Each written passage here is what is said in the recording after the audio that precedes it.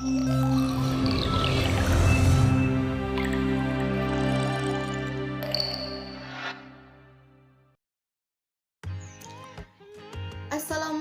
warahmatullahi wabarakatuh.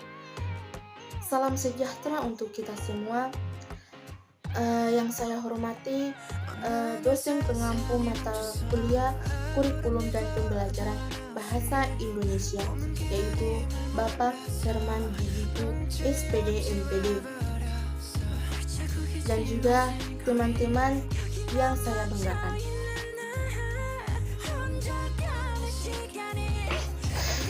Baik, pada kesempatan kali ini saya akan memaparkan laporan hasil observasi dalam penerapan kurikulum 2013 dan pembelajaran di Sekolah SMA Negeri 1 Suawa. Nah, sebelum masuk ke pembahasan, saya akan menjelaskan terlebih dahulu metode yang saya gunakan untuk mengumpulkan data. Yang pertama ada observasi. Nah, teknik observasi yang saya lakukan adalah yang pertama, teknik observasi partisipasi. Teknik observasi partisipasi adalah salah satu metode pengumpulan data kualitatif yang dilakukan dengan melakukan pengamatan secara dekat. Saya melakukan pengamatan dan melakukan kegiatan penelitian studi kasus bersama teman-teman satu jurusan Bahasa Indonesia kelas B dan wakil kepala sekolah bidang kurikulum beserta guru-guru Bahasa Indonesia yang menjadi salah satu narasumber. Kemudian yang kedua ada teknik observasi non-partisipasi. Teknik ini adalah proses pengamatan yang melibatkan kegiatan pengamat terhadap partisipasi tanpa berpartisipasi secara aktif, di mana pilihan ini digunakan untuk memahami suatu fenomena dengan memasuki komunitas atau sistem sosial yang terlibat sambil tetap terpisah dari aktivitas yang diamati. Kemudian ada teknik observasi terbuka. Nah, teknik observasi terbuka ini adalah observasi yang dilakukan di ruang kelas, kemudian mengawasi proses pembelajaran di kelas, di mana teknik observasi ini tidak menggunakan apapun kecuali kertas kosong untuk mencatat hasil yang diamati. Kemudian teknik observasi tertutup, yaitu observasi yang dilakukan tanpa meminta izin dan memberitahukan terlebih dahulu. Observasi tertutup atau berselubung akan memungkinkan peneliti menangkap kejadian yang sesungguhnya, karena pada umumnya, individu yang tidak menyadari bahwa ia diamati akan bertingkah laku biasa. Kemudian ada tujuan observasi. Nah, tujuan observasi ini yaitu untuk memperoleh data yang akurat tentang kurikulum 2013 di SMA Negeri 1 Suawa secara akurat. Kemudian subjek observasi yaitu adalah Sekolah Menengah Atas SMA Negeri 1 Suawa, Jalan Pasar Minggu, Tingkuhubu, Kabupaten Bone Bolango. Yang keempat ada hasil observasi. Nah, teman-teman, di hasil observasi ini, yang pertama ada profil sekolah. Nama sekolah yang saya kunjungi yaitu SMA Negeri 1 Suawa. NPSN-nya yaitu 405000897. Kemudian SMA Negeri 1 Suawa ini sudah terakreditasi B. Alamat lengkapnya di Jalan Pasar Minggu, Tingkuhubu, Kabupaten Bone Bolango. Dan nama kepala sekolah itu Ibu Lisna Nalole, MPD. Dan nama yayasan itu yaitu Dinas Pendidikan dan Kebudayaan Kabupaten Bone Bolango. Kemudian ada pengertian kurikulum. Nah, dalam dunia pendidikan kurikulum sangat penting. Tanpa adanya kurikulum yang tepat, para peserta didik tak akan memperoleh target pembelajaran yang sesuai. Sering berkembangnya zaman, kurikulum dalam dunia pendidikan pun terus mengalami perubahan. Semuanya disesuaikan dengan kebutuhan peserta didik di eranya masing-masing. Kurikulum berisi sekumpulan rencana, tujuan, dan materi pembelajaran termasuk secara mengajar yang akan menjadi pedoman bagi setiap pengajar. supaya bisa mencapai target dan tujuan pembelajaran dengan baik. Kurikulum merupakan alat yang sangat penting dan dalam menjamin keberhasilan proses pendidikan. Artinya, tanpa kurikulum yang baik, maka akan sulit mencapai tujuan dan sasaran pendidikan yang dicita-citakan. Kurikulum 2013 adalah kurikulum berbasis karakter dan kompetensi yang merupakan suatu konsep kurikulum yang menekankan pada pengembangan karakter dan kemampuan melakukan kompetensi, tugas-tugas dan standar informasi tertentu, sehingga hasilnya dapat dirasakan oleh siswa berupa penguasaan terhadap seperangkat kompetensi tertentu. Kemudian ada wawancara. Teknik wawancara yang saya lakukan adalah dengan melakukan wawancara secara langsung atau tatap muka bersama narasumber untuk mendapat hasil yang lebih akurat. Kemudian tujuan wawancara. Tujuan dari wawancara ini untuk mendapatkan informasi yang dimana seorang pewawancara melontarkan pertanyaan-pertanyaan untuk dijawab oleh narasumber. Kemudian subjek wawancara ini dilakukan dengan beberapa narasumber, yaitu Ibu Hasan Abdan, MPD, selaku Ibu Wakil Kepala Sekolah Bidang Kurikulum, serta dengan guru pengantar mata pelajaran Bahasa Indonesia yang bernama Ibu Nurmayanti, MDhio, SPD. Nah, kemudian hasil dari wawancara kurikulum yang digunakan di Sekolah Negeri 1 Suwawa pada masa pandemi, Sekolah SMA Negeri 1 Suwawa masih menggunakan kurikulum darurat. Jadi, ada penyederhanaan standar isi yang merupakan kebijakan yang diambil pemerintah melalui Kementerian Pendidikan dan Kebudayaan untuk meringankan kesulitan belajar selama pandemi. Kemudian, saat menerapkan pembelajaran tatap muka, saat menerapkan pembelajaran tatap muka terbatas, Sekolah SMA Negeri 1 Suwawa sudah mulai kembali menerapkan kurikulum 2013, tetapi masih mengacu ke SK 3 Menteri. Jadi saat ini sekolah itu masih menggunakan kurikulum 2013 revisi tahun 2020. Pada kurikulum 2013 ini, guru dituntut untuk menguasai perangkat pembelajaran, khususnya dalam hal IT dan media-media pendukung lainnya. Karena sangat dibutuhkan agar proses pembelajaran yang lebih efektif pada kurikulum 2013 ini, guru berperan penting sebagai fasilitator dan untuk meningkatkan daya kreativitas peserta didik, sehingga dalam pembelajaran peserta didik cenderung lebih efektif. Yang kedua ada implementasi kurikulum 2013. Nah,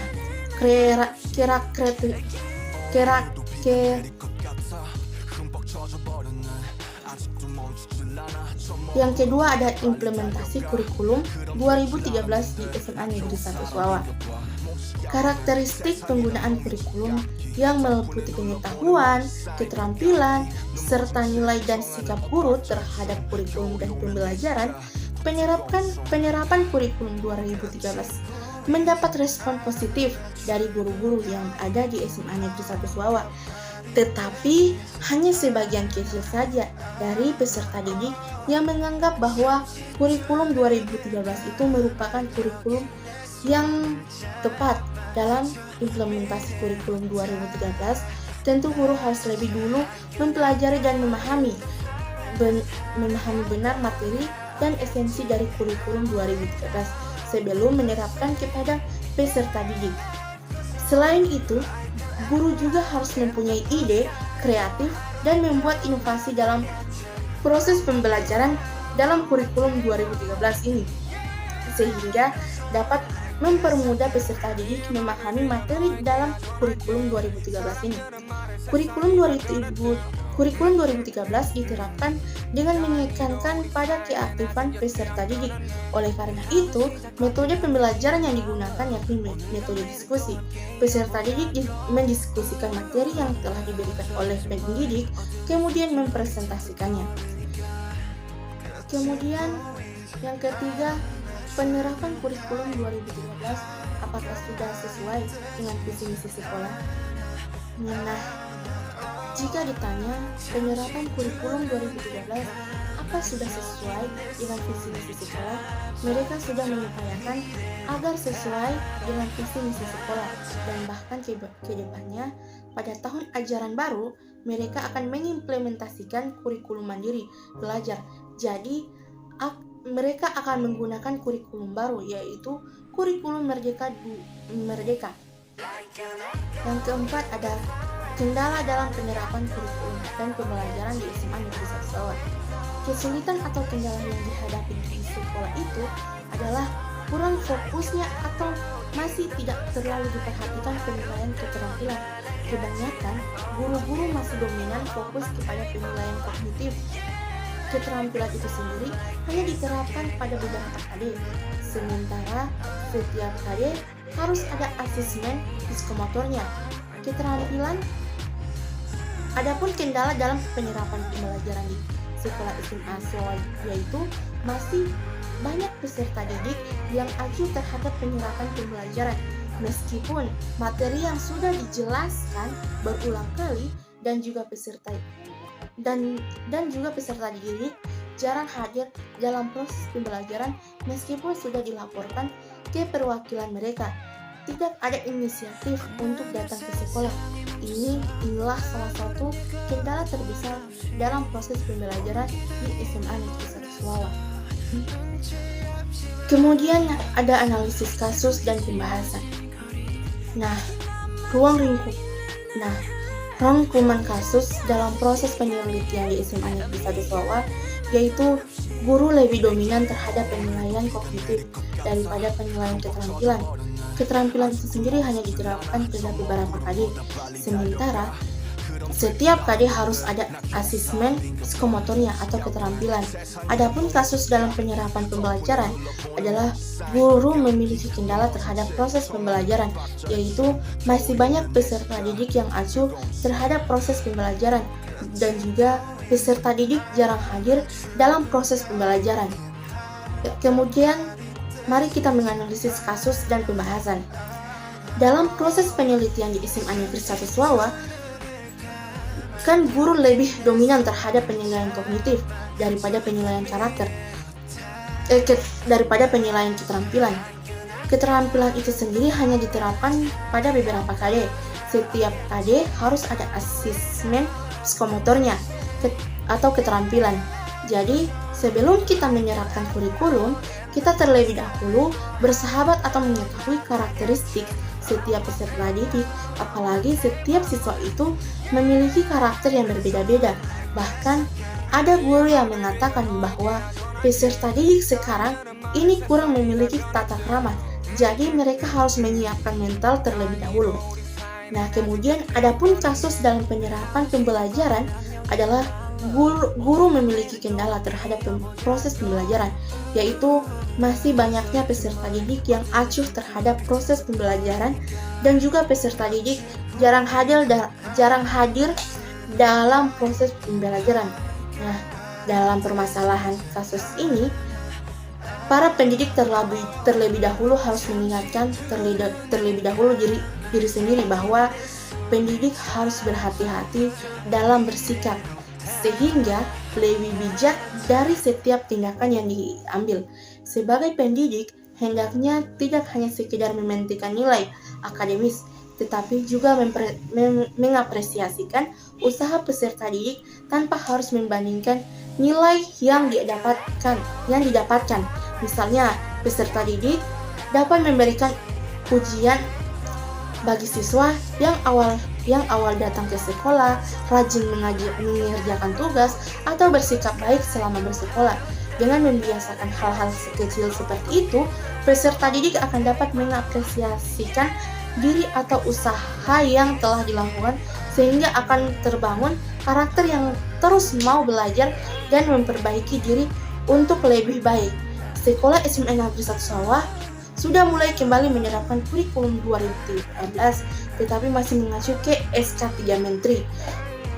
Jadi saat ini sekolah itu masih menggunakan kurikulum 2013, revisi tahun 2020. Pada kurikulum 2013 ini, guru dituntut untuk menguasai perangkat pembelajaran khususnya dalam hal IT dan media pendukung pembelajaran lainnya, karena sangat dibutuhkan agar proses pembelajaran lebih efektif.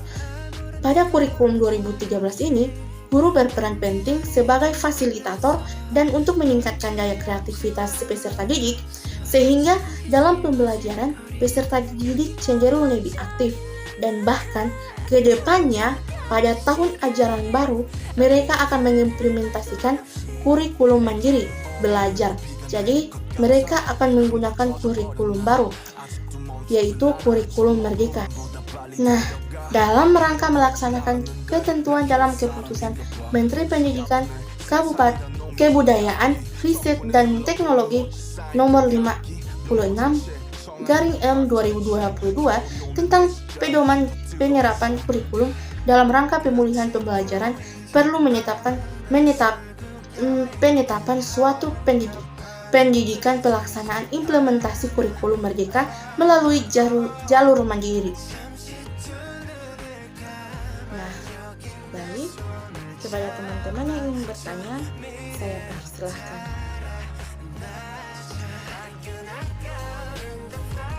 Assalamualaikum warahmatullahi wabarakatuh. Perkenalkan, nama saya Sofiatul Huda Usman dari jurusan English Department. Saya akan bertanya, mengapa guru perlu memahami landasan dan pendekatan pengembangan kurikulum? Sekian, wassalamualaikum warahmatullahi wabarakatuh.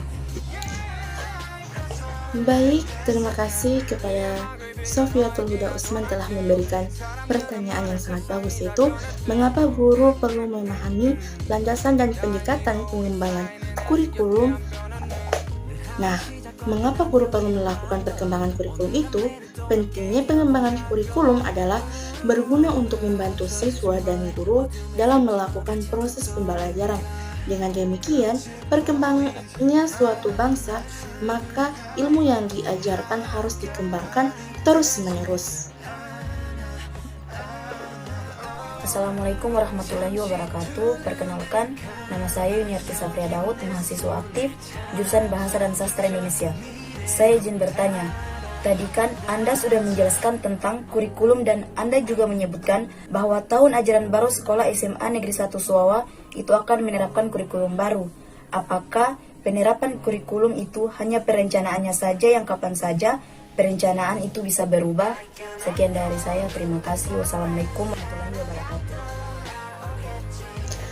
Baik, terima kasih kepada Yuniarti Daud telah memberikan pertanyaan kepada saya, yaitu tadi kan saya sudah menjelaskan tentang kurikulum dan saya juga sudah menyebutkan bahwa tahun ajaran baru sekolah SMA Negeri 1 Suwawa itu akan menerapkan kurikulum baru. Apakah penerapan kurikulum itu hanya perencanaannya saja yang kapan saja perencanaan itu bisa saja berubah? Nah, saya sudah menjelaskan tadi bahwa kedepannya pada tahun ajaran baru mereka akan mengimplementasikan kurikulum mandiri belajar. Jadi mereka akan menggunakan kurikulum baru, yaitu kurikulum merdeka. Jadi ini sudah bukan perencanaan, tapi mereka tahun ajaran baru itu sudah meyakinkan akan melakukan akan menggunakan kurikulum baru, yaitu kurikulum merdeka dalam rangka melaksanakan ketentuan dalam keputusan Menteri Pendidikan, Kebudayaan, Riset dan Teknologi tentang pedoman penerapan kurikulum dalam rangka pemulihan pembelajaran perlu menerapkan satuan pendidikan pelaksanaan implementasi kurikulum merdeka melalui jalur mandiri. Assalamualaikum warahmatullahi wabarakatuh. Perkenalkan, nama saya Sri Indrawati Dani. Saya ingin bertanya, mengapa kurikulum menentukan kualitas pendidikan dan apa fungsi kurikulum dalam dunia pendidikan? Terima kasih. Assalamualaikum warahmatullahi wabarakatuh.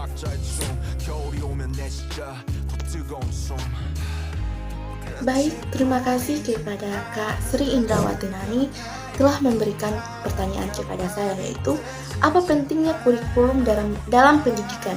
Nah, kurikulum mempunyai kedudukan yang sangat penting dalam pendidikan karena kurikulum lah yang mengatur dan menyederhanakan agar tujuan pendidikan itu dapat tercapai dan tidak melenceng dari tujuan yang telah direncanakan. Nah, teman-teman, Itulah yang bisa saya sampaikan dan bisa saya jelaskan. Jika ada kesalahan, saya mohon maaf. Wabillahi taufiq wal hidayah. Wassalamualaikum warahmatullahi wabarakatuh.